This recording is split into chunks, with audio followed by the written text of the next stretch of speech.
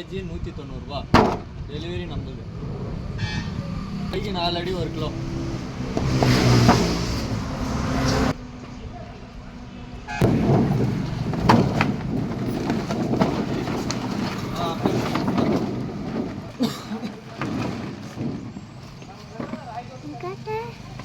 நாலு அடி சீட்டு order 50 kilo.